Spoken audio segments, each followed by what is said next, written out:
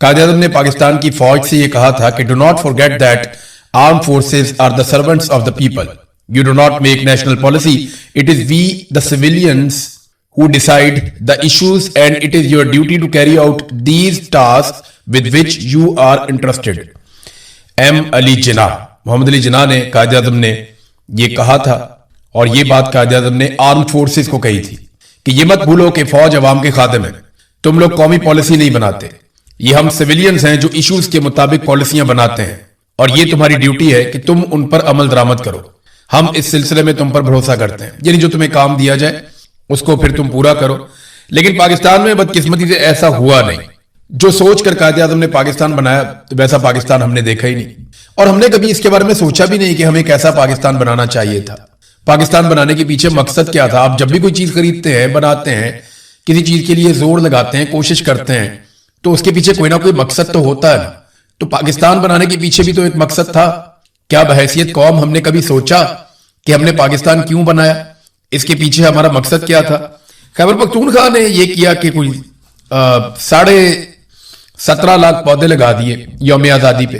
یہ ایک اچھی بات ہے, ہمیں بھی ایسا لگتا تھا اور ابھی بھی لگتا ہے کہ یہ ایک اچھا کام ہے جو کرنا چاہیے. یوم آزادی پہ نہیں, ہر وقت کرنا چاہیے, ہر موقع پر یہ کرنا چاہیے. ہمیں بہت زیادہ درخت لگانا اور ان کی حفاظت کرنا ہے. لیکن 14 اگست کا دن ایکچولی کس لیے ہے؟ اس دن ہم نے ایک الگ ملک بنایا تھا ایک خاص مقصد کے لیے. وہ مقصد کیا تھا وہ علامہ اقبال رحمۃ اللہ علیہ نے بھی بتایا, وہ قائد اعظم محمد علی جناح نے بھی بتایا کہ ہم ایک ایسا ملک بنائیں گے جہاں آزادی کے ساتھ سانس لے سکیں گے. ایک ایسا ملک بنائیں گے جہاں ہمارے اوپر غلامی نہیں ہوگی. ایک ایسا ملک بنائیں گے جہاں پہ ہم خود مختار ہوں گے.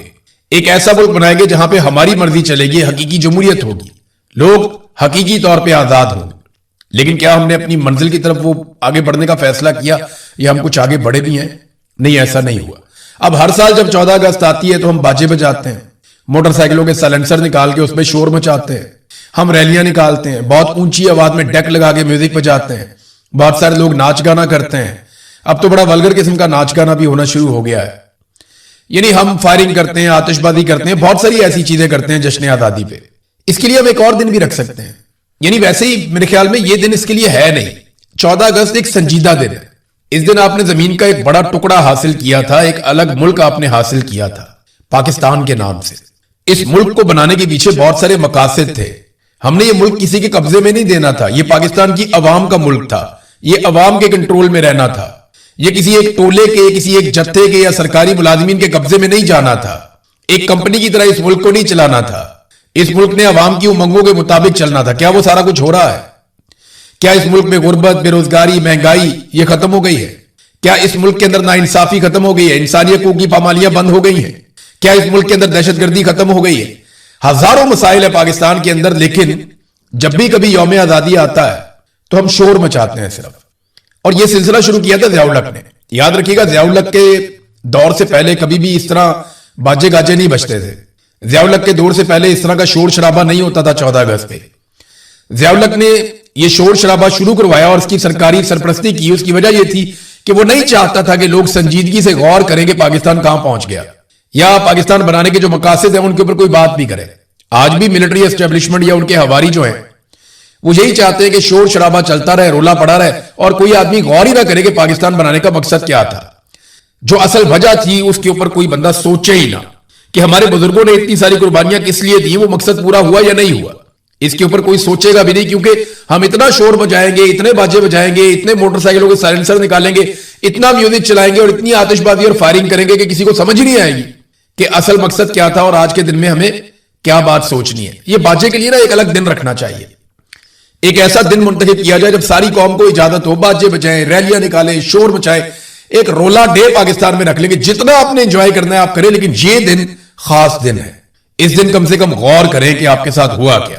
کتنا بڑا مذاق آپ کے ساتھ کیا گیا کہ جن جن مقاصد کے لیے آپ نے ملک بنایا تھا ان تمام مقاصد کو پس پشت ڈال دیا گیا اور ہم اپنے مقصد سے بہت دور نکل آئے. یہ تو ناظرین قائد اعظم کا ایک سٹیٹمنٹ تھا جس سے میں نے اپنے ویلاگ کا آغاز کیا. آج میں آپ کو ایک بیان بتاتا ہوں, یہ بیان آپ غور سے سنیے. یہ سردار امان خان نے سٹیٹمنٹ دیا آزاد کشمیر میں کھڑے ہو کر. سامنے خواتین بھی ہیں, بچے بھی ہیں, طلبہ بھی ہیں, بہت بڑی تعداد میں لوگ ہیں. پاکستان کی ملٹری اسٹیبلشمنٹ نے آزاد کشمیر کو استعمال کیا بڑے لمبے عرصے تک. मकबूजा कश्मीर के नाम के ऊपर बहुत सारा फंड इकट्ठा किया, बहुत सारा पैसा इकट्ठा किया, बहुत बड़ी फौज तैयार की, लेकिन मकबूजा कश्मीर का 1 इंच भी आज तक फतह करके नहीं दिया। और ये अब आहिस्ता आहिस्ता कश्मीरी बोलना शुरू हो गए, वो बातें खोलना शुरू हो गए हैं जो बातें कभी नहीं खोलनी चाहिए थी। पाकिस्तान की मिलिट्री एस्टेब्लिशमेंट ने जो कुछ भी किया वो अब सामने आ रहा है। और देखें, हमारा मकसद कुछ और था, हम निकल किसी और तरफ गए। कश्मीर जो हमारी शारक था, आज हमने उसको पीस के रख दिया। सरदार अमान खान ने क्या कहा, ये जरा आप अपने कानों से सुने कि उन्होंने कश्मीर में खड़े होकर क्या कहा ज्वाइंट अवामी एक्शन कमेटी के धरने में। दहशतगर्दी में इंसानी हकूक की तंजीमों समेत, में आलमी तंजीमों समेत, में यूनाइटेड नेशन समेत, तमाम इंटरनेशनल मीडिया समेत, बीबीसी समेत, अल जजीरा समेत जितने भी मीडिया हाउसेज है और जो दुनिया में हमें सुनता है, उन सब को मैं ये बात आप सबको गवाह रख के कहता हूं कि बंदूक कश्मीरियों के हाथ में आईएसआई ने दी, बंदूक कश्मीरियों के हाथ में पाकिस्तान की फौज ने दी। बंदूक जो है वो बंदूक का रास्ता हमें दिखाया आपने, वो बंदूक आपके जरिए सत्ते में आई और आपने उस बंदूक के जरिए 1.5 लाख लोग शहीद करवाए। और आज आपका मसला जम्मू कश्मीर से कोई ताल्लुक नहीं है। साथ वो ये भी कह रहे हैं कि हमें दहशतगर्द कहा जा रहा है, हमारे साथ मुआहदे किए जाते हैं, वो तोड़ दिए जाते हैं। ये चीजें बहुत खतरनाक है। मैं पहले ही कह रहा था कि कश्मीर के मामलात में ये बहुत हसास मामला है। हर कश्मीरी के हाथ में बंदूक पकड़ाई गई है, लोगों ने बहुत तरबियत हासिल की है, लोग जंग लड़ते रहे हैं, मुजाहिद डिक्लेयर किया गया है। मकबूजा कश्मीर की आजादी के लिए बहुत जंग लड़ी उन्होंने, कारगिल का एक बहुत बड़ा एडवेंचर है। ये सारी चीजें खुलना शुरू हो जाएगी। जो हिंदुस्तान का बयानिया है वो आपके बयानिए के ऊपर हावी हो जाएगा। लेकिन पाकिस्तान के जर्नैलों को अब किसी बात की फिक्र नहीं है। उसकी वजह यह है कि डोनाल्ड ट्रंप जो है उसने अपना जूता जो है वो पाकिस्तान की जो मौजूदा सरकार है उसके सर के ऊपर रखा हुआ है। और ये उसकी छांव में बड़े खुश हैं कि डोनाल्ड ट्रंप का जो जूता है वो इनके सर पे हमेशा रहेगा और वो जूते का आशीर्वाद लेके ये इंजॉय कर रहे हैं। इनको इस बात का आइडिया नहीं है कि अमेरिका अपना काम निकालता है, उसके बाद वो जो जूता उसने आपके सर पे रखा होता है उसी जूते से मारता है। और ये उसने अपने बहुत सारे वफादारों के साथ किया। तो आपके साथ क्यों मुख्तलिफ होगा? सबके साथ वही कुछ हुआ जो आपके साथ होगा। तो नाज़रीन, एक और चीज मैं आपको बताता हूं। देखिए, तवज्जो किस तरफ है पाकिस्तान की मिलिट्री एस्टेब्लिशमेंट की। तवज्जो ये इस तरफ नहीं है कि कश्मीर को आजाद करवाना है, पाकिस्तान का पानी छुड़वाना है, नहीं। तवज्जो है कि पीटीए को कैसे तोड़ना है। अब ये तहरीक इंसाफ के अंदर एक फाउंडर्स ग्रुप बनाने का ऐलान कर दिया गया, खबरें भी चलवा दी गई। फाउंडर्स ग्रुप बना रहे हैं जनाब कि गैर नजरियाती जो तसल्लुत कायम हो गया है गैर नजरियाती लोगों का, उसको खत्म करने के लिए हम जिद्दोजहद करेंगे। फिर आते ही जो है तहरीक इंसाफ फाउंडर्स ग्रुप ने 9 मई की मजम्मत भी कर दी और यह भी कह दिया कि शोहदा हमारा फखर है, वो तो पूरे पाकिस्तान का फखर है।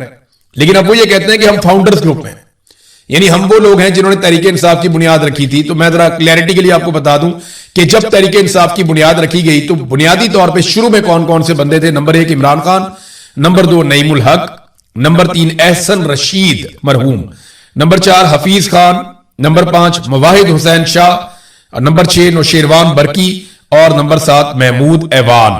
ये 7 लोग थे जिन्होंने 1996 में पाकिस्तान तहरीक इंसाफ की बुनियाद रखी।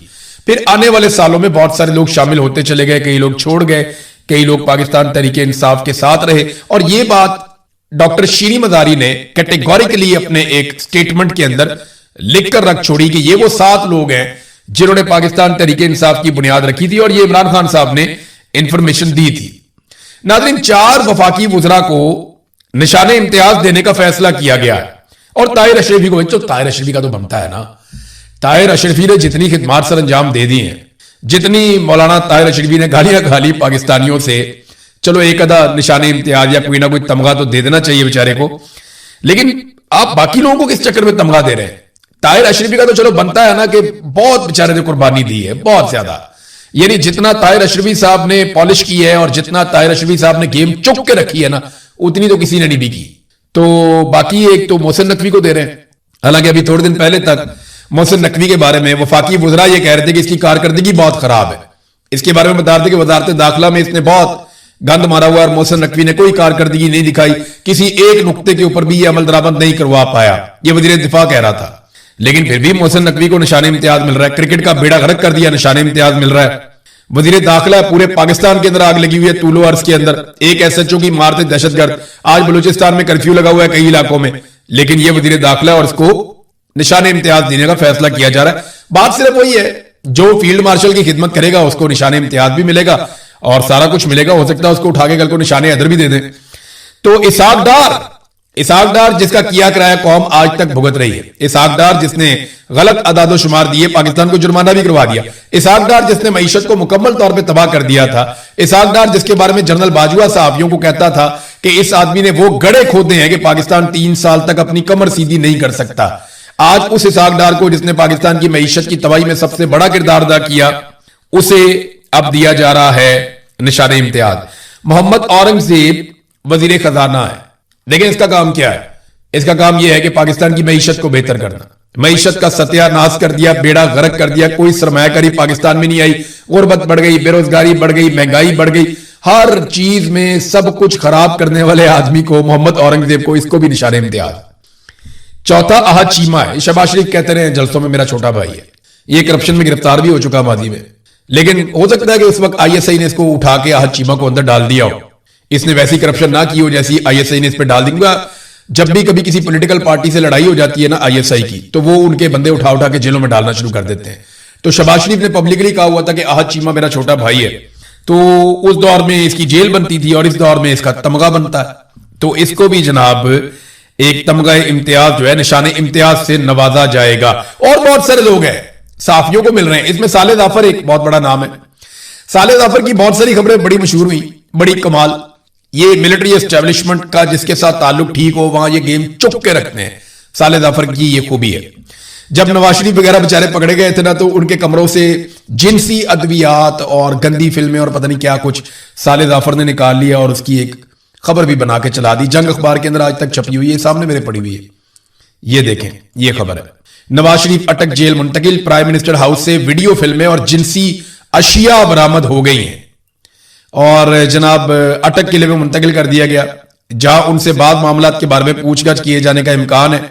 जंग को पता चला है कि वजीर आजम से अहम मामलात के बारे में जो है वो बातचीत होगी और साथ उन्होंने ये बताया कि प्राइम मिनिस्टर हाउस में एक इंक्लूजर मखसूस था जिसके एक हिस्से को नवाज शरीफ के दामाद कैप्टन सफदर भी इस्तेमाल करते थे।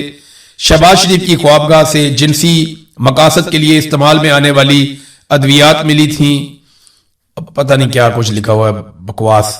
लेकिन यहाँ ये बंदा जो है ना, इसने ये खबर भी दी हुई थी एक और, इसी ने साले जाफर ने खबर दी जी कि नून लीग ने 7 ट्रक भर के जो असला है वो फौज के खिलाफ लड़ने के लिए लोगों को प्रोवाइड किया, अपने कारकुनों को 7 ट्रक भर के असला प्रोवाइड किया नून लीग ने अपने कारकुनों को और उनकी ट्रेनिंग करवाई कबायली इलाकों से और वो फौज को मारेंगे।